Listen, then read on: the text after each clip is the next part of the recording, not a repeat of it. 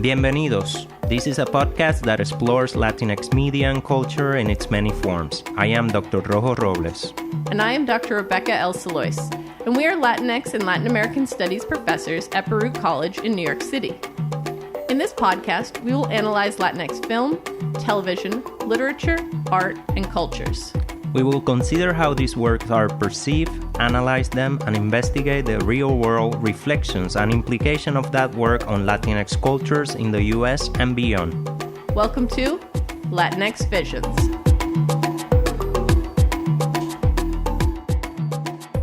Bienvenidos, bienvenidas, bienvenides. Yes, welcome back. In this episode, we are going to provide you with a brief background on the best-selling and award-winning author Carmen Maria Machado. Machado is the author of In the Dream House, The Low, Low Woods, and Her Body and Other Stories. She's also written numerous other essays and short stories. Then we will share an interview we did with Machado. On Thursday, October 20th, the Sidney Harman Writer-in-Residence program held a reading and conversation with Machado and invited us to interview her as part of that event. So, a special thanks to Professor Esther Allen and the Harman program for including us in this event. We will include an abridged version of the reading that Machado did that evening called The Tour. This was recently published in McSweeney's magazine and will be included in Machado's upcoming book project as well. During the interview, we discussed Machado's writing style, the appeal of the horror genre, collaborating with others, and writing queerness into her works. After our interview, there was a brief Q&A with audience members, which we will include in the episode as well. Finally, at the end of the episode, we'll wrap up with a couple of recommendations for other LGBTQIA+ Latinx books we think are worth checking out.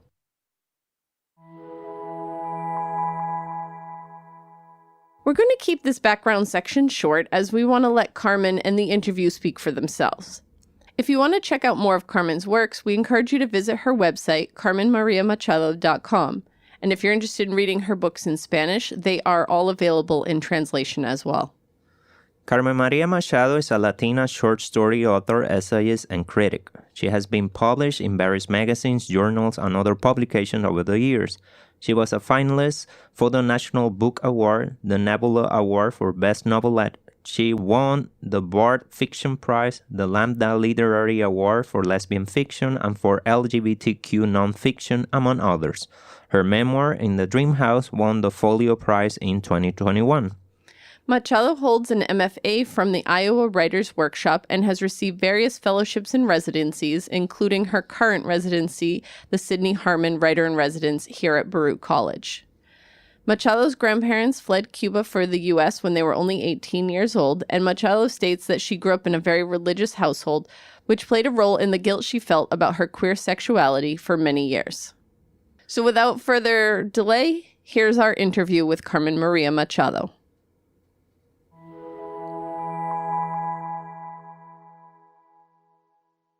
I wouldn't have seen her if the baby hadn't cried across the platform, but the baby did, and I do.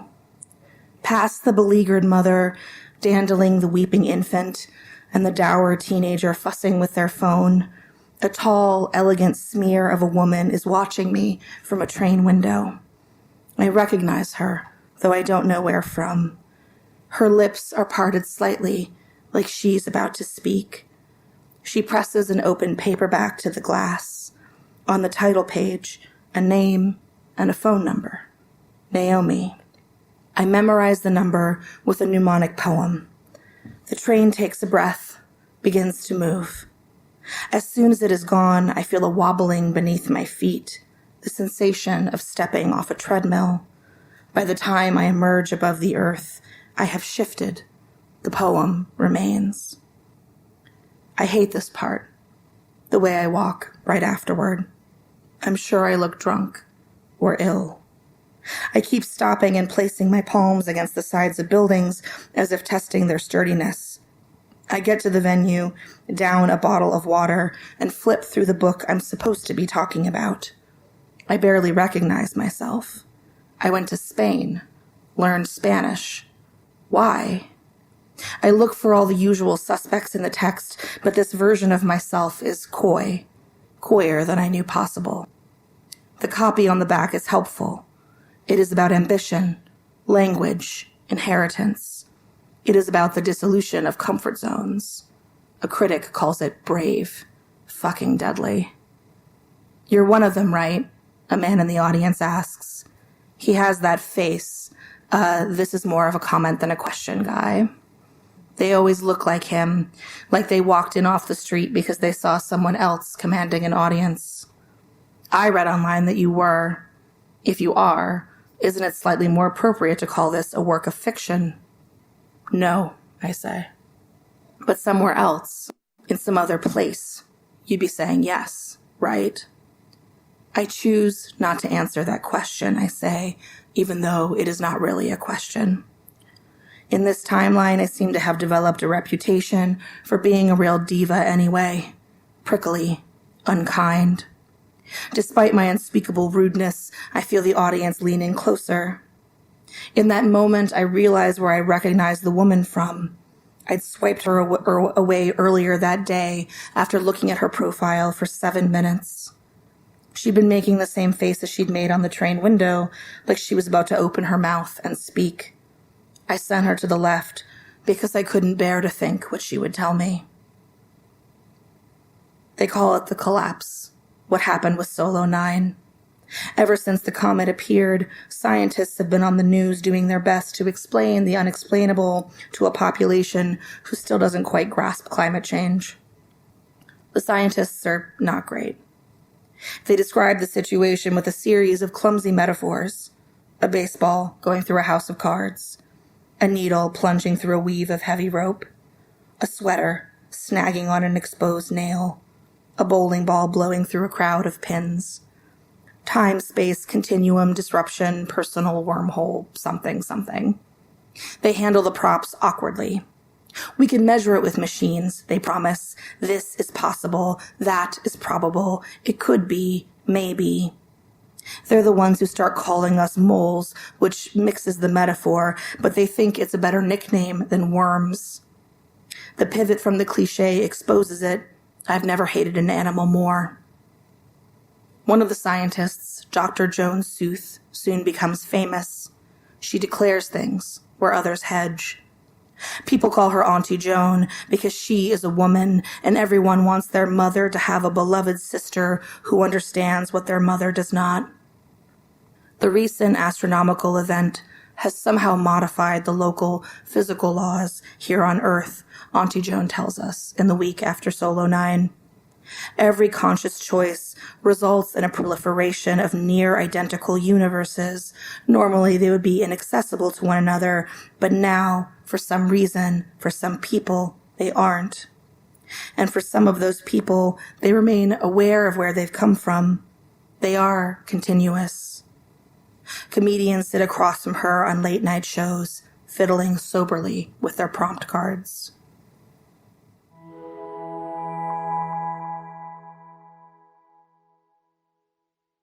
Just wanted to get started here with, I think it was mentioned before, the different books that you've published and the essays and so on. You've published in various mediums and genres. What aspects of writing in each genre do you most appreciate? I mean, fiction, I think gives me an opportunity. I mean, all of my writing is has a strong autobiographical component, and I guess what percentage of it sort of depends on the project. Fiction, there's a real pleasure to being able to take my life and my experiences and what's happening and then have this fictional tool at my disposal. So adding magic or adding, thinking about it through a horror lens or the lens of a certain genre or a certain form. And that's a real pleasure and something I love about fiction. And then nonfiction, it's more of a challenge because I don't have those tools at my disposal. And so I have different tools. And so I have to think about how do I sort of tease meaning out of my life, which is isn't that all what we're trying to do with our lives, right? Is tease meaning out of our lives. And so I think for me, that process, it offers a certain pleasure in the organization of my thoughts about just who I am, where I exist in the world. That's a big part of it. And fiction, I get to do all that, but also there's a strong play element, which I really enjoy. And is probably why I prefer fiction a little more, to be quite honest, but fair. Yeah. We would like to continue talking about your writing practice. Yeah, in your story, for instance, you were mentioning the idea or the concept and the practice of the fragment. Yeah, the story that you just read. Yeah, and we were when we were like preparing for the interview, we were discussing how your writing style could be described as a mosaic. Yeah, and we wanted to learn a little bit more on what is your process of organizing these different pieces, especially because also you work with short stories, right? But also thinking about the comic as well, that is composed of different like smaller sections, that are like how do you put all these different stories together? How is your process of organizing the whole? I have always been really interested in fragmentation or like telling stories, sort of like deriving meaning from pieces, which I think in some ways is like just like a human instinct, like that process of like the gestalt, or like looking at like things that have lots of bits and like, you know, creating meaning. It's like the part of me that wanted to do like those like 3D puzzles as a kid, you know, where you just kind of cross your eyes a little and you can see the shape. And I feel like that process is like how we sort of generate story. And if you think about it, that's really just how story exists, is like discrete pieces of information sort of come together, and like the storyteller or the perceiver of the story like give it meaning. And so for me, a lot of work, you know, I sort of think in fragments, and a lot of my process is trying to figure out like how they relate to each other. So an early story of mine in my first book, especially Heinous, which is told in these very sort of like these very like concrete little bits.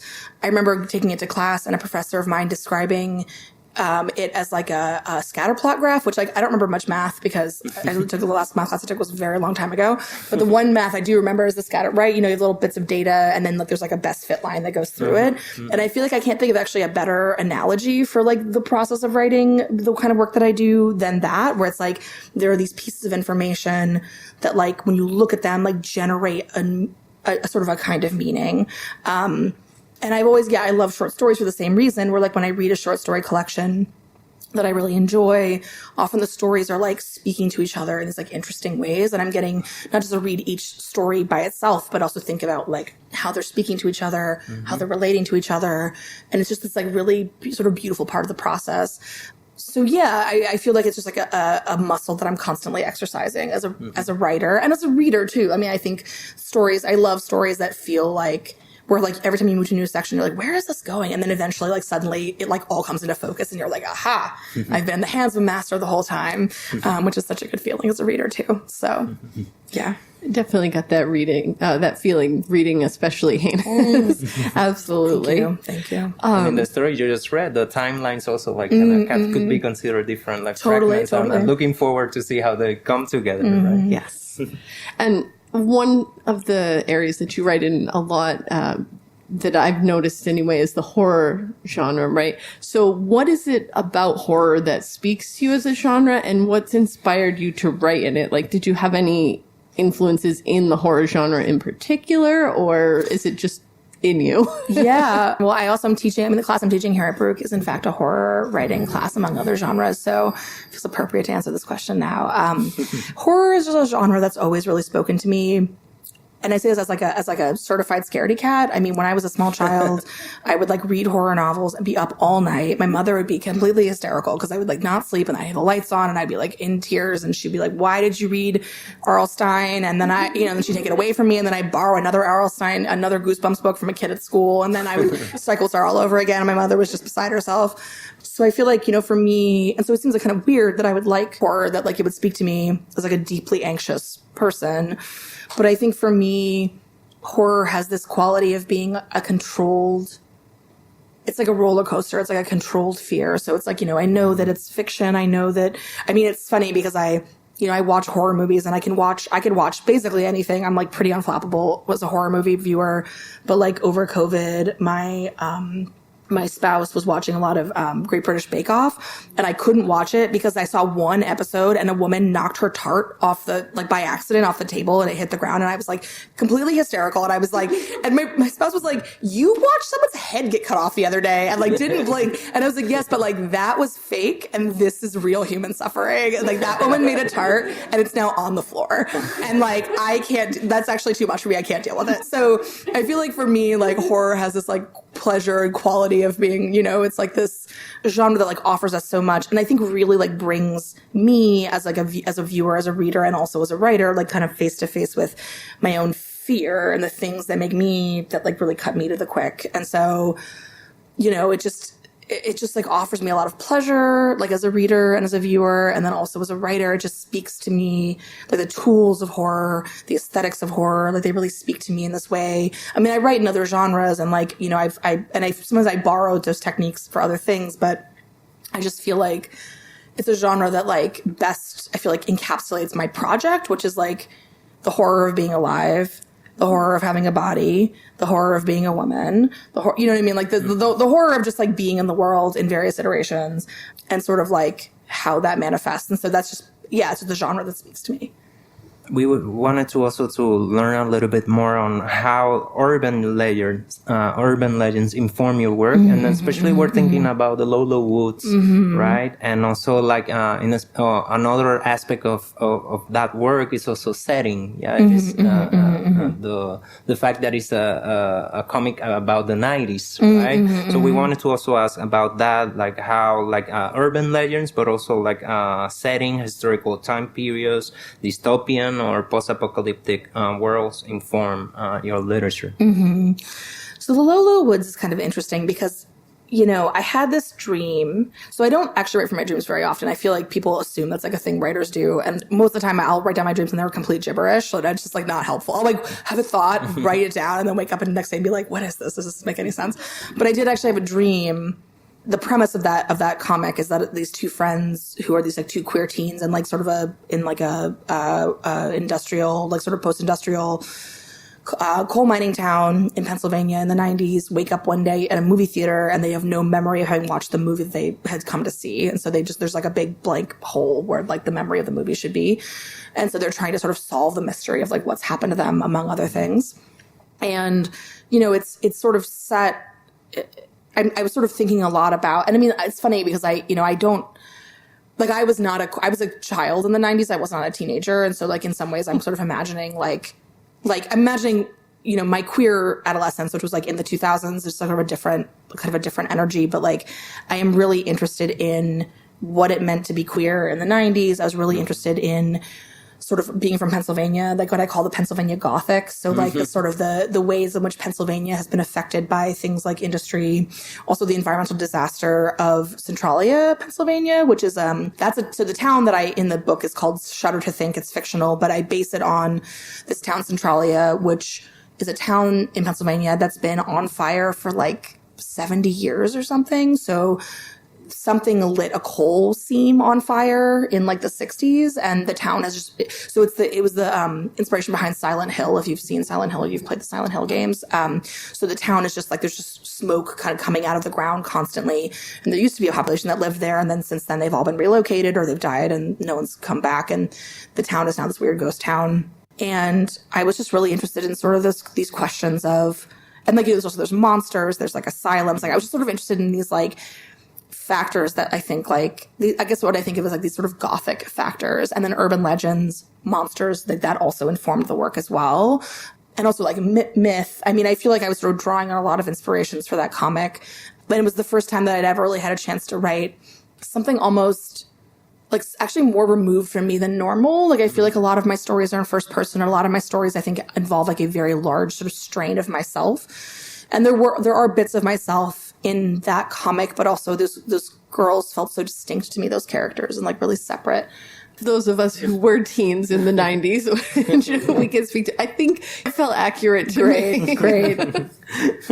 You mentioned the scene at the movie theater that starts the Lolo Woods, but also you mentioned also the short story on Law and Order SVU, right? And I wanna read a short quote from the story to kind of like introduce the question, right? So that from especially Hannah's.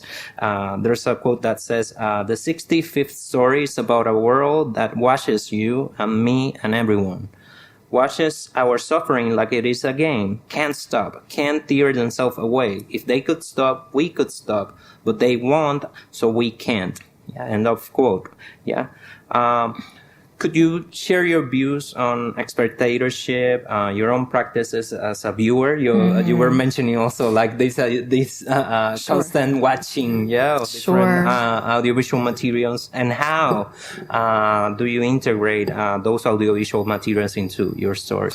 Yeah, so the story, especially Heinous, is I took the first. So if you haven't read it, I took the first 272 episodes of Law & Order SVU, which is the first 12 seasons of the show. And I took all the titles of every episode and I wrote a sort of surreal Lynchian novella starring Benson and Stabler in sort of a surreal version of New York with like ghosts and doppelgangers and monsters and things. And the story, I mean, at first when I started doing it, it was more like, can I do this? Like, am I able to do this? But at some point, I was thinking a lot about the fact that, like, I watch Law & Order SVU, like, a lot. Like, I to the point where I see the first 30 seconds and I'm like, oh, that's the one where I guess I know all of them. It's like, for up till a certain point. But of course, watching what is, like, essentially propaganda that is also, like, very sort of cavalier about, like, sexual violence in many interesting ways, like, has its own sort of moral complications, right? And so I began thinking kind of about what does it mean to, like, watch, like, for example, a cop show or a police procedural. What does it mean to, like, watch a show that, like, is, like, mirroring our culture in interesting ways? And I just had a lot of, like, I don't know, a lot of, like, complicated feelings about that. And so in the story, there's this, like, it's sort of, like, commenting on the fact that we, like, and, like, someone once described reading that story as, like, it's like binging, what do they say? It's like a binge watch in hell. Like, you're just, like, watching it all at once. And it's like, you're just seeing them, like, so, they're sort of moving by so quickly. And I feel like, yeah, I don't know. I guess I was really just interested in this question of, like, yeah, what does it mean to be, like, morally culpable in, like, the media we watch or the stuff we read, which I feel like is actually a fairly complicated question. I don't think it's as simple as, like, don't watch bad things, because that's not how we consume art. That's not how, we should engage with, like, the stuff that we watch. But we should always be thinking about, like, what it means that certain things get made and certain things don't get made, or what it means that certain work gets published and certain work doesn't get published. And, like, where we're sort of putting our attention and the kind of the way that we're thinking about the media that we consume, the art that we're interested in, like, and just asking those questions. So that just became, like, a little kind of a lens into, like, this question that and a thing I do a lot when I'm writing is I'll, like, make characters ask questions that I'm also asking, which is a great little trick if you're trying to figure out how to, like, you just get the characters to be like, and then, like, put your own thought into their head. For me, the work that resonated with me the most was the Lolo Woods. It wasn't just the 90s thing, but there was just something about that story that was really profound to me. And I just thought about that idea of someone taking a story of yours and bringing it to life through that visual, so is there something that, can you describe the experience of collaborating with Danny on that? Yeah. And, to what extent was it collaborative? Any back and forth, and if you have any plans to collaborate with other creators in the future, if you can spoil that. Sure. Well, I don't have any current plans to work on another comic, though I totally would, because I actually really loved it. It was a great experience. I'm just, at this point, just really, really busy, but I would totally do it again. It's funny because when DC first reached out to me to ask if I wanted to do a horror comic with them, it was then an imprint, it was Vertigo, but then of course Vertigo got folded back into, and whatever. Anyway, so they were like, reached out and I was like, I love Vertigo comics. I love horror comics. I'd love to write for you. But I was like, I don't know one thing about writing comics. Like, I've never done it. I've never even seen, like, I don't even know how you do it, like how you write the material. And they were like, we'll show you, no worries. And so they were like showing me what a script looks like.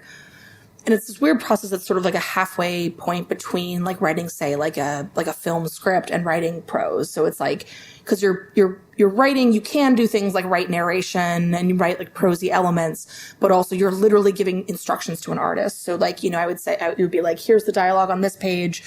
Okay, this panel, it's these two girls, we're seeing this, we're looking at them from the front. Okay, now we're looking at them from the back of their heads. Okay, now we're, like, up over here somewhere. I'm like, no, and, like, it was this very, like, granular way of thinking. Like, I just never had to think that way. And I remember, like, at some point, Joe Hill, who was my editor, was, like, telling me all this stuff that had just never occurred to me. So he was like, okay, if there is a surprise, like a monster jumping out or something, you always want to put it on the even page, so that you flip the page and the monster is there. You don't want it to be over here because your eyes always cheat to the right. Like you're always kind of looking ahead. And so it's not going to be nearly as startling. And I was like, yes, that never would have occurred to me in a million years. Like I never would have, because I don't write visually. That's not what I normally do. Like prose is prose, whatever. So like, I mean, I do write a little bit, but like, mostly it's like, it's just words. And so stuff like that, or thinking about, or I remember one time, like having the characters, like having a conversation while they're on a bike.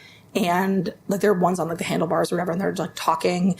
And he was like, right now, as you've written it, they're just like, we're just seeing like the same panel. But he was like, if you move the POV back behind like some trees, then it's like something is watching them through the trees. Or if you move it like above their head, that's like a different feeling than like being close up or like, and so like I had to kind of rethink about like how I wanted to frame each of the, even though they're just like biking and having a conversation, he was like moving sort of functionally the camera around is going to help give it like more energy. So there was just this like really interesting sort of quality to it that I had never ever had to think about before. And what was nice is it actually gave me enough confidence because I had taken a screenwriting class in college and had done very badly at it because I'm a prose writer, that's like what I'm good at. And I wrote like a movie, and my professor was like, Carmen, this is not a movie. This is just, you just took a short,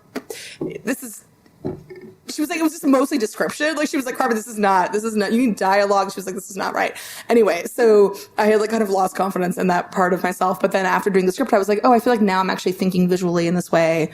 And it gave me an opportunity to like, decide to like think about writing like film scripts and TV scripts and things like that. So like, that was a real pleasure to get to like go through that process and then get to the other side and be like, oh, I can actually do this. This is actually doable for me. So potentially a collaboration to do film or television in the future. Yeah, I mean, it's I wouldn't complain. It's happening. So, oh, okay. All right.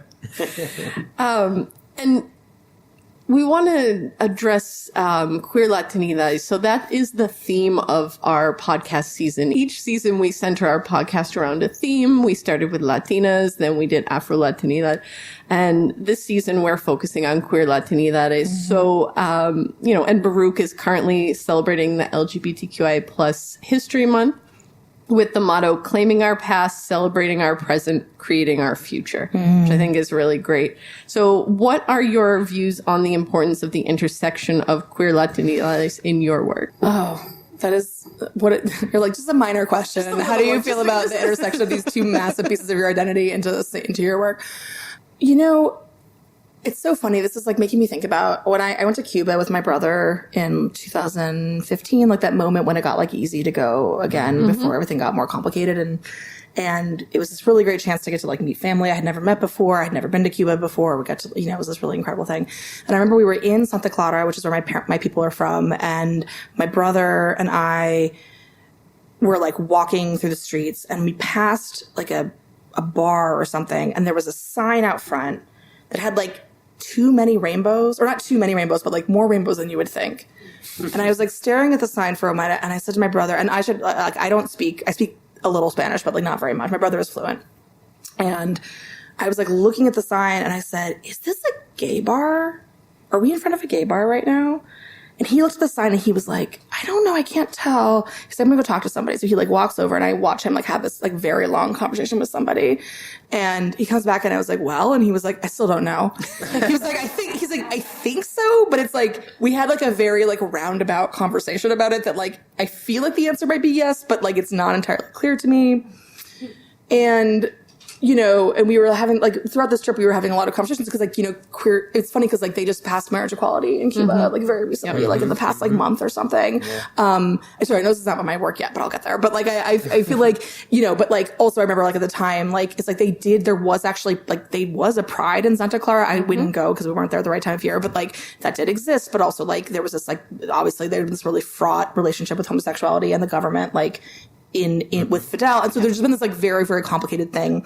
And I feel like that kind of like those things kind of like moving around each other and kind of like I feel like that's my relationship with it, which is that like, there are pieces of my identity that feel like really important to me in various ways. And also I don't know that I've quite figured out how they relate to each other, if that makes any sense. Like that's graph that you were talking about. Right, or the scatter plot graph. Yeah, exactly. It's a scatter plot graph of my whole self. So like, I feel like those things are like, they exist in relation to each other in ways I don't fully understand, like in ways that I think I'm still kind of beginning to sort of put together.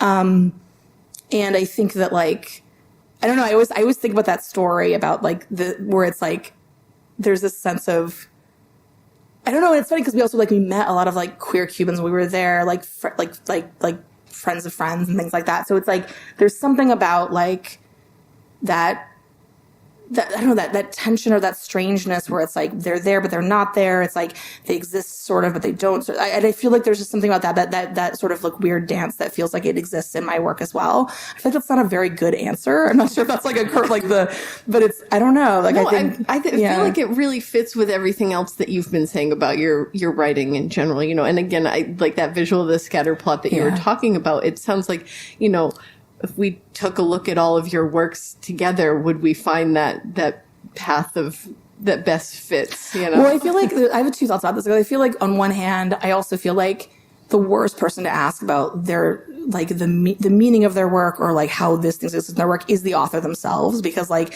most of what I do is completely unknown to me. I feel like when I'm writing and when I'm it's like I can try to explain what I'm doing. But like I've had like academics like talk to me about like stuff they've written about my work, and I'm like, yeah, that sounds right. I don't know. Yeah, that's pretty good. That's what we do. Yeah, it's close. And so on one hand, I'm kind of like, yeah, like I don't know. I feel like so much of what I do is really unknown to me. Wait, and I just had another thought that I just went totally out of my head. Oh, never mind, doesn't matter. But yeah, I feel that way a lot lately. Oh, I do remember it actually. So I also feel like the other piece of it is that like so much of my work, I feel like I am unhealthily obsessed with liminality. So I feel like so much of what I do in terms of like my relationship with form, with genre, with like self is like how I exist. Like I always make this joke. It's not even really a joke, but it's like I have both won a prize for lesbian fiction and a prize for bisexual fiction. I remember like realizing that I was like, that is so funny to me that like I somehow am, it's like both and it's like the simultaneous thing that like doesn't quite exist in the same space, but like that's how I feel about like my sense of self when it comes to like my like being Latina, but like having a relationship with like my own sort of presentation, with like language, with queerness, with like with gender. Like I feel like all these things, I feel like I exist on this like border or periphery, but also that's all I want to write about is the border and that's the thing that like I feel like I'm constantly at. And so I feel like I'm then therefore singularly unable to like talk about it because I'm like, I don't know, I feel like I'm just like this all the time. Like I'm just like right in between and like writing into that ambiguity and writing into the thing that like the ways in which I do not understand myself clearly. It's also like queerness beyond sexuality as queerness as something that you cannot pinpoint, that is always like a moving, transforming, right? And resisting definition. Totally. And I think that like there's also something really interesting about the ways in which like I feel like for some reason we exist in this world right now where like people want to know what you are. And there's this desire to like pin you to the wall with like the various pieces of your identity. And the fact is that like for most people that you'll have a flexible relationship with that. Like there was a point in my life where I thought I was straight. I was not, but I didn't know that at the time. There's a part of my, like I feel like my sense of like my sexuality, my gender, how I think of my life in relation to like my sort of racial and ethnic identity, like those things are sort of constantly in flux and depending on like a lot of factors that I don't have a ton of control over. And I feel like we really get, really fixated on like wanting to know like what you are and like where you fit into like these like sort of pieces and slots.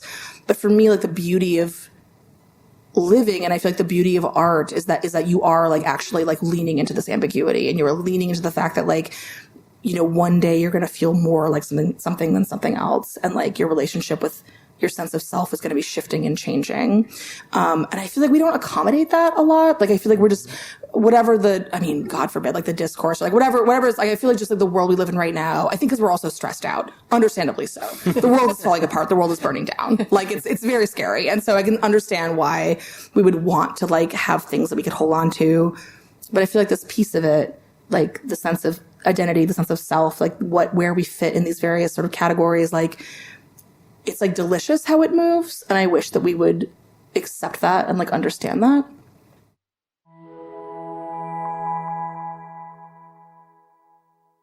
It was interesting hearing you talk about reading as a child, and because I had that similar experience of, rebelling by reading as much as I possibly could whenever I wasn't supposed to be. But I was wondering if you could talk about your relationship with writing as a child. Were you someone who journaled or kept poetry, or kind of how did you discover yourself as a writer? So when I was a child, I was so annoying. Oh my God. So everyone read to me. I was like very read to as a kid. I was like just lucky, like every member of my family was reading to me constantly. And as soon as I could like hold a pen, I was trying to do my own stuff. And I did the thing that I think a lot of kids do, a lot of like early readers, which is try to imitate the things that I was reading. So I would write poems that were just like Shel Silverstein poems, which I loved, but they would just be like slightly different with my own illustrations, but they would be like the same illustrations as from the book. And my mom would be like, great job, Carmen. And like at some point my father had like stationery at work, and he would bring me home like these pads of paper, and I would write books. And I wrote this one that was called The Biggest Turkey Can't Find the Farm. It's about a turkey who's lost and he's looking for home, and he goes to like a hotel and he goes to the zoo and he's like, is this my home? Is this my home? And it's like not. And then he gets to the end, he finds the farm at the end, and then the last page is a roast turkey on a platter. And the last line of the story is, I wish I did not come here. And my parents were like, what the fuck? Like, they were like, okay. And like, clearly I did not like invent that. Like, I'm sure there was something I read that had like sort of a funny little turn at the end. And like, I had this idea that would be like a very funny ending to a story. And so, yeah, so I was like always kind of creating, and I wrote a lot of poems. I wrote a lot of, I would write chapters of novels that were not novels, and then I would actually send letters. Oh God, someone gave me stationery. I became so powerful. I learned how to write a letter in like, what did you learn that, like second grade or something? And I was like, you can write a letter to anybody. And so I found in my Babysitter's Club books, which I loved, I found like the address of Scholastic, and I wrote a letter to Scholastic sending along a chapter of my novel, which I printed out on the computer. And I was like, if you want to read the rest of it, please send me a letter back. And then also, for the cover, I want to use the illustrator from the Babysitter's Club books. I really like the Babysitter's Club covers. And so, it's funny. My spouse works in publishing. She told me later that like probably some delighted intern, like probably like pinned it up on their, their cubicle or whatever. But like, yeah, so I was really excited and interested in writing just forever. I mean, it's like been my whole life. And it's funny because I've also like had many other potential paths. Like I thought I wanted to be a doctor for a while until I like obviously don't remember any math. Like I was bad at math. And also at some point wanted to be a journalist. I majored in photography. I didn't even major in writing in college. Like I've always sort of been trying other things, but writing was always this like very central sort of part of my life and my sense of self that I always returned to. And I also, I kept like a live journal, which was like a blogging platform from the 2000, and I kept a live journal for many years, which was like my first exposure, like writing for an audience. Cause I was like writing ostensibly for like my friends or whoever, but like I would wrote enough that like people started reading it that like were strangers that didn't know me, that just like liked it. And I was like, yeah, then writing for an audience. And I was always like trying something. And like, I feel like my brain did that thing that I think a lot of artists' brains do, which is like, you think of what is happening to you at every moment in the context of how it's going to be as a story. So like, even when something really bad would be happening to me, I'd be like already kind of shaping it in my mind as like a piece of writing. Like it would be like, which I just think is like the narrative impulse. It's like, what is the story of this? Like, how does this kind of, get shaped in my mind and then get shaped for the page and like for the reader. And so, yeah, I've always done that like my whole life. I mean, it was funny because it just took me like a long time to like, it was like this weird winding path that like took me all these other places. And then like, I was a candy striper. I was like, I'll be a doctor, so I'll be a candy striper. So I was like a candy striper for a while. I used to do all these like weird jobs and I just tried all these different things. But yeah, eventually I was like, I came back to it, it was finally after like many years of trying other things. I was like, I guess I'll try this writing thing. And then I loved it. And then it became like a thing that I actually felt like I could do professionally, which was like, obviously like that's the next big step, but yeah. Hi. I'm such a big fan of your work. You're a real inspiration to me as a writer, especially the way you sort of, mix genre with literary styles. But also it's great. I'm a new teacher here, and it's great to find out that you're here, and not only here, but here teaching horror. And you've talked a little bit about this, I suppose, already, but I just love to hear you talk more about, how the, literary fiction and genre fiction are not so exclusive from one another, and also just like how it feels and what it means to you to bring genre into this academic setting where it's not always been so historically welcome. Yeah. I mean, I feel like this conversation about like, what is it? Yeah. What is like literary fiction or genre fiction? I mean, obviously as someone who does what I do, it's been like, I've been hearing this conversation for like many, many years. For me, I think the way that I think about it that makes the most sense to me is I think of obviously literary fiction is its own genre that has its own set of sort of rules and its own sort of history and things like that. But I think of literary as like a style. Like, I think of it as a stylistic decision. So, like, I'm very interested in psychology. I'm very interested in sentences. Like, I want my sentences to be, nothing will kick me out of a book faster than bad sentences. I really hate it. Like when something's not well written. So I feel like, there are certain ways in which, and it's like, it reminds me of, I did this panel years ago about actually creative nonfiction. But someone asked the panel, like, what is creative nonfiction exactly? Or like literary creative nonfiction. And someone said it's nonfiction that is true down to the sentence. Like the sentence itself is like a truth-telling device, like the order of the words, the way the sentence is constructed. And that to me feels like that's what literary is, right? Where there's like that level of sort of thought. And then genre to me is more like an organizing set of principles around world building. So like I'm teaching this class right now. Our first day of class, we like literally we talked about like how sort of readerly expectations, like what a genre is like what can a reader expect from this kind of story in terms of its relationship with reality? And why does that matter? And like how can we use that sort of to our own devices? So to me, genre is like a tool. It's like a thing that I have that like permits me to like expand my own thinking, subvert expectations, and like it's a tool in my toolbox that I can use it. And so I feel like when I'm watching or reading horror or any other genre, I'm like I keep using this metaphor, and it makes no sense because raccoons don't carry anything, but I keep imagining I was like a raccoon with like a little satchel, and I'm just like, I would like that, and I would like that, and I would like that, and I'm going to write that. And like, I just like take sort of liberally from wherever I can, because I'm just very greedy that way. And then I get to like use those tools for my own devices, which is the pleasure of being the writer and the master of your own like domain, which is the page, right? And so for me, yeah, those things like, they feel that it can exist very easily in harmony, like those things don't feel like they are, historically, obviously you're right. Like certain kinds of genre fiction certainly were excluded from an academic setting. The way that we think about, there's like these sort of two even distinct, like literature traditions. Like the genre world has its own set of magazines, its own set of publishing sort of rules, its own imprints, its own whatever. And like literary fiction has its own. But I think that like what I've actually found very helpful is observing that like, even though there are these distinct ecosystems, these sort of distinct branches, you could say, of like the sort of the history of these genres, they also speak to each other. There's like really interesting ways. And so you can, there's like these ways in which they interact and intersect with each other that I find like really interesting.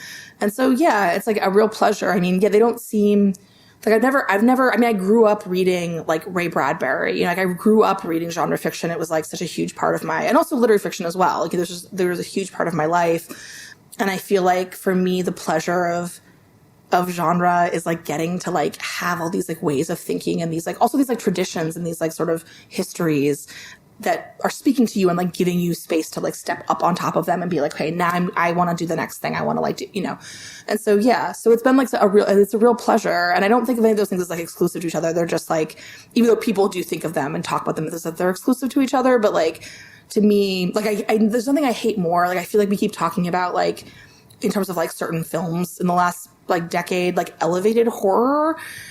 And it's like, okay, like I know what you're saying. Like you're saying horror films that aren't campy, that have a certain sort of sensibility and aesthetic to them. Like that's what you're describing. But it's like, well, I don't know. I feel like we get so focused on these like labels and these distinctions. And again, I mean, this is like back to what I was saying about identity, right? Which is I'm like, I feel like we want to like put these things into categories and get like really focused on these like micro labels that will like identify. And it's like, why don't we just experience pleasure? Like, why don't we just experience narrative pleasure? Because that is why we're doing this, right? Like, what is the point of any of this? If not to be like, the experience of this is like speaking to me, whether, it's like, literary or not, or it's like aesthetic or not, or whatever. Like, I feel like just, and like also like letting people, like, I feel like we think so much about like canon. Like we talk about canon in this very, like there's like a canon, right? And it's like things are in it or they're out of it. And like we have these like distinctions being made. But to me, like every person has their own canon, like work that speaks to them, like work that they've read or watched or whatever, that like then creates in them a distinct ecosystem of like art that then like results in whatever their way of thinking or their own art or whatever. And to me, that feels like a way better way of thinking about like what we should and shouldn't be watching or reading or whatever. Carmen, I loved something you said, that most of what you write is completely unknown to you. Mm-hmm. So how can you teach it? Like, oh no! Don't tell Baruch. Don't tell them. What are you doing? You're like, what are you teaching our children? Yes. How do you teach? And my other question is, can you tell us what is the movie or TV show that you are working on? I cannot speak to what I'm working. I cannot. The last thing I can tell you, I am working on a bunch of TV projects right now, which is very exciting. But it's all hush hush as it is. But very exciting. And it's actually been a real pleasure to like get to work on it.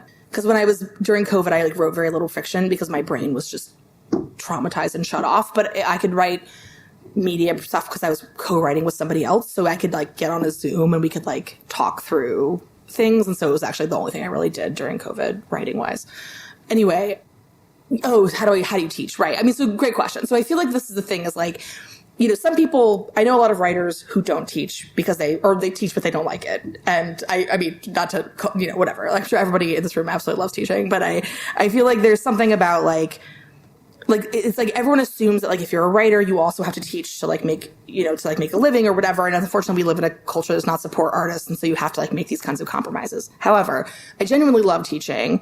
And when I am not teaching, when I'm not teaching, it's like fine. But then when I am teaching, I remember why I do it. It's because I'm actually getting a chance to like articulate things that I take for granted as a writer. So like things that I just like sort of know instinctively, or I like do them instinctively. And then some student is like, I have a great question, why XYZ? And I'm like, oh shit, great question. Okay, let's talk about this for a second. And then we have to kind of like go through it step by step and be like, here's why, or like, and I feel like, I mean, I've had a million moments of this semester. I feel like where students have asked questions and I've had to like, they will tell you because then I tend to go on and I like pause and I just talk through it. And then like 20 minutes have gone by and I'm like still sort of meditating out loud on like this thing that this student has asked me. Because I feel like you actually get a chance to like talk through the narrative problems and be like, why is it like that? Or like, and it's maybe a thing that like I sort of took for granted before, or I like, let it just like, I just sort of did it or whatever, but then like having to explain it or like talk through it is really helpful. And I feel like also like craft, like I can talk about craft. Like I think also like what I mean when I say it's unknown to me is it's like, I can tell you like how I put a sentence together, how I write a scene, how I draft a story. I can explain that to you very easily. That part's not unknown to me, but it's sort of like where things come from is unknown to me. Like I truly sometimes will just like be sitting somewhere and a little like sentence will just like through my brain. It's like, where the hell did that come from? I don't know. My subconscious, a ghost? I don't, it's like wherever, whatever. It's like, and there's just like pieces of it. There's like an energy to it where I'm just like, I mean, I can tell you how I did this in a technical sense. Like I can explain to you the process. But if you ask me to say like, how did you, like, why did you make, like, especially Heinous. I remember when I was writing that story, it was weird. I always describe it as like how you go to a gym every day, you like lift a certain number of weights and you can't lift any more. And then one day you go to the gym and you can lift like 5 pounds more. Right. And it's because like you can literally track like your own progress. You're like, I got stronger in between yesterday and today, or I've been getting stronger and now I've hit that threshold and I can lift the stronger weight. And I feel like when I was writing that story, I was like, oh, I'm getting stronger as a writer, but I could not tell you what I was doing. I was like, okay, what if I just like delete all the episode descriptions from the internet and it's just the titles. And then I use the titles to like write I was like, can I do that? Maybe. I think so. And then I was just doing it. And I was just like writing and being like, what am I doing right now? And I could like describe to you what I was physically doing, but like, you know, or like I mistyped one of the characters' names so it's Benson and Stabler. I mistyped one of them as Abler. Like I missed a letter. And then I was like, oh, what if they have doppelgangers that have names with one letter changed? And so then I had Henson and Abler, who are the doppelgangers who appear in the story. So like, how did that happen? It's just like weird. It's like a mystery. Do you know what I mean? So I feel like the thing about teaching and the thing about just like talking about writing in general is like, you can always say, and people ask like, can you teach writing? It's like, well, of course you can. You can teach like craft. You can talk about like how you come up with ideas, like all this stuff. But like on some level, there is a mystery. Like there is a thing that you're accessing that it's like, whatever you want to call it, the subconscious, the creative muse, God, whatever it is that you think you're accessing. Like you are accessing some mysterious portal somewhere. And maybe you're filling that portal with your subconscious, like with your experiences and your thoughts and your ideas. And then there's something that kind of generates in there that you don't fully understand. And then suddenly you've solved the problem and like, whatever. But like, I feel like the piece of it's like you can teach all the craft, you can try to teach tons of craft, you can teach how to do like all the pieces of it, but on some level you cannot teach the one piece of it, which is the mystery, which is like the most, I'm a very like not woo-woo person, like this is not my way, like I'm very, but like I feel like there is like this, that is to me like the biggest thing, which is like, and you have to like in some ways like submit to that mystery and be like, there's a piece of this that I do not understand, and like if you ask me to explain it, as I'm doing that and badly, I will not be able to say it. I'll be like, I don't know, it's like just this thing that happens. But I feel like that's the beauty of it is like teaching someone the craft, or like discussing like the craft, how you get to the edge of whatever this like hole is, this portal. And then you're like, but then you got to look in the portal. I can't do that for you. Like you got to do that yourself, because that's like very personal and that's like not my role or my responsibility. But I feel like, yeah, that's what teaching is. I guess teaching writing, I don't know about any other discipline, but like I feel like for me, like that is the piece of it that feels, but like getting to have to say that and think about that, like that to me is the pleasure of teaching, is getting to like think out loud about those sorts of things. Hey, I'm curious if you can tell us any more about what draws you to the short story form, since I know that your authorial debut was a short story collection, and that's not very common. Mm-hmm. And also about a technique you used in your memoir, the footnotes. That's also not something I've seen a lot before. Mm-hmm. Yeah, so I love short stories. I always have. Like I said, I grew up reading Ray Bradbury, and I feel like the experience of reading, I mean, he wrote a lot of stories because he fed his family on short stories. He would like write on typewriter for 10 cents an hour, and he was like frantically writing stories and selling them to like support his family. And you can tell when you read, because some of those stories are like, they're okay. They're like, you're like, you wrote this really fast on a rented typewriter and tried to feed your kid or whatever. But some of them are, great. And when you read a short story that is great, I mean, I describe it as like reading a great novel. It's like being beat up for hours. And reading a good short story, it's like being popped in the nose really fast. It's just like the single blow that will just like knock you on your ass. And like that to me is like, that's my preferred experience, is like being, so I just really love the short story because I feel like it offers like such a like concise, like the sort of the structure of it is perfect. I mean, like, again, everybody, and like, I'm not a novelist by trade. Like I'm trying to write a novel right now and like, who knows if I'll succeed, but like, that's a whole different like set of skills. It's a whole different animal. But to me, the short story is just a perfect, compact form that like does what I want to have done to me as a reader. And so I also want to do that to the readers of my stories, which is like just sort of pull you in, tell you something really quickly and urgently, and then like push you away and then be like, now you got to go deal with that on your own. Right. So like that to me is like that's the pleasure of the form. And it was like, it's hard because it's like not a form. Unfortunately, in the US at least, like, people, because they don't, like, his collections don't sell very well. This is sort of this is like the wisdom in publishing. Whether or not that's actually true or self-fulfilling prophecy is like sort of another question entirely. But, the short story, we read short stories like individually in school as children, or as like, in high school and middle school and stuff. But we never read like collections of stories or like to sort of see how they all kind of speak to each other. Mm-hmm. And so this is sort of my theory as to why, like, if they don't sell very well, insofar as it's about like the kind of country that we're in or whatever. It's just that in public schools, we don't teach short story collections. So people don't know how to read them. And so there's just this like weird poetry collections as well. Like we read a lot of individual poems, but not like collections of poems. And so I feel like as a form, it's just like kind of misunderstood. And the fact that I sold a collection is by itself is a miracle. Like I still marvel at this every single day because like my agent was like, well, we can try. We'll see, like we'll see if we can actually do that. So yeah, but it's just a form that like gives me so much pleasure. And if you recommend an author to me and I go to the store or the library and I see a collection and a novel, I'll always pick up the collection first. Like always, I always want to read the collection. So that's just, yeah. So it's just like, I don't know, it's a form that just like I really love. It really speaks to me as a reader. And so I really like writing them as well. And I think in short stories, I feel like writers think in different lengths. Like I had a teacher who wrote fantasy novels and she was like, I think in trilogies. She's like, my brain like organizes story in trilogy form. And I was like, okay, so I don't do that. I think in a far less viable, financially viable form. But yeah, my brain does like, I've like tried to write novels and like it'll just like finish itself at 25 or 30 pages. And I'm like, wait, I was going to write a whole novel of that. And it's just like, it just ends itself like against my will. So who knows? What was the other question? It was, footnotes. Right. And so, yeah, so footnotes, like, for the memoir, it was funny because at first I used footnotes because I wanted to actually like, I was doing a lot of research and like, I'm not an academic by trade, so the research I was doing for this book was like kind of new to me, like in the, converting sort of like research material into prose.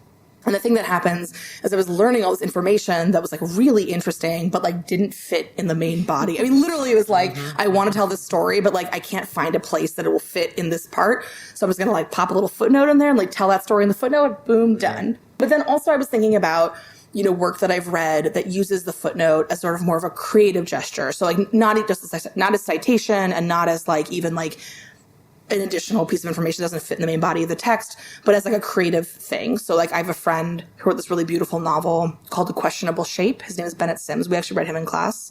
And, it's a sort of zombie, speaking of like genre literary mashup, it's like a sort of a literary zombie novel. It's like a David Foster Wallace sort of zombie novel, basically. And it's this beautiful meditation on like memory and consciousness. And there's like footnotes in the book, and he literally meditates on the very fact that a footnote is like a grave. Like your eye like travels down through the page and like lands at the bottom, right? So like literally just the object of the footnote is like its own sort of like, has its own sort of energy.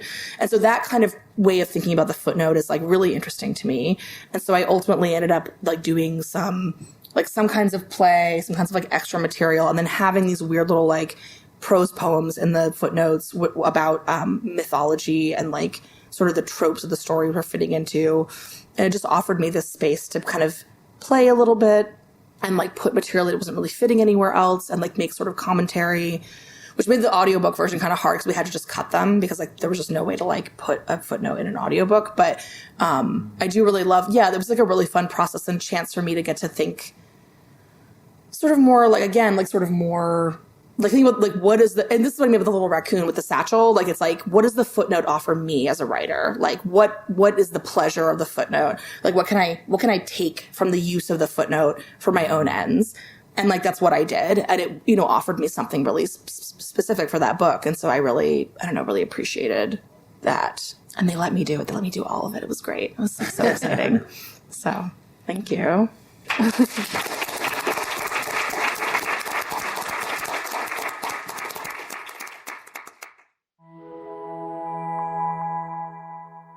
We hope you enjoyed that interview. I know we had a great time speaking with her and having follow-up discussions after with her. Yes. Yes, that was really great. She's a very generous thinker, and I'm very friendly interlocutor, very ready to engage with us, and we really appreciated that. Yeah, it was really great. I particularly like the things that she was saying about short stories and short story collections, and how we teach short stories, but it's rare that we teach the whole collection, and it really got me thinking about using that in place of a novel in one of my classes in the future. Yeah, I also appreciated her different ways of discussing intertextuality, the way she's in dialogue with different genres, authors, theories, and how she's thinking of how all of these sources are informing her work. Yeah, it was an amazing interview, and she's absolutely fantastic. If you haven't had a chance to check out her works yet, please do. You can tell even just from that little snippet of reading that we included that she's got a style all of her own. So before we wrap up the episode, we like to leave you with a couple of recommendations if you want to check out some LGBTQIA plus Latinx works beyond those of our author today. Yeah, so I'm going to start by suggesting that you check out Marcos Gonzalez Pedro's Theory. Pedro's Theory is a literary exploration of race, immigration, sexual politics, family, and masculinity through the lens of a first-generation gay man who is the son of an undocumented Mexican father and a Puerto Rican mother. The creative nonfiction collection searches to establish a poetics of Latinx writing and literature. It moves beyond the borders of the U.S. and takes into account Latin American heritage, diasporic creations and tensions, and a multicultural network of references. Gonzalez built the book as a contrapunteo of interconnected sections. It displays a profound reflection on the ongoing impact of colonialism and coloniality is the non-legal legacy of colonialism in Latinx lives. I'm going to suggest Cemetery Boys, a book by Aidan Thomas. It's a 2020 YA novel about a gay transgender brujo named Yadriel. In his Brujex community, and that's the word they use in the novel, the men are spirit guides and the women are healers. Because his family has reservations about him becoming a brujo because he's trans, Yadriel is determined to prove himself as a true brujo. He ends up accidentally summoning the ghost of a former classmate, Julian, who doesn't realize he's dead, and having to solve the mystery of what's happened to Julian. The story takes place in East LA and includes characters with Mexican, Colombian, and Cuban identities. It addresses serious topics such as dead naming, transphobia, and more, without it seeming forced. Right? This was the author's debut novel, but they have also published 2 novels since then that I haven't read yet, but I'm looking forward to checking out. Thanks for joining us for this episode. Remember, you can share your thoughts with us about this and other episodes. We love to hear from you. You can always reach out to us on social media or by email. Follow the podcast on Twitter and Instagram at LatinxVisions, and our email address is latinxvisions@gmail.com. We may even include your thoughts in a future episode. Subscribe to us on Spotify, Stitcher, Apple Podcasts, Google Podcasts, or wherever else you get your podcasts. Share us with your friends and family, subscribe, and leave a 5-star review on both Apple and Spotify. Hasta la próxima, estamos a la escucha. Dale. Until next time.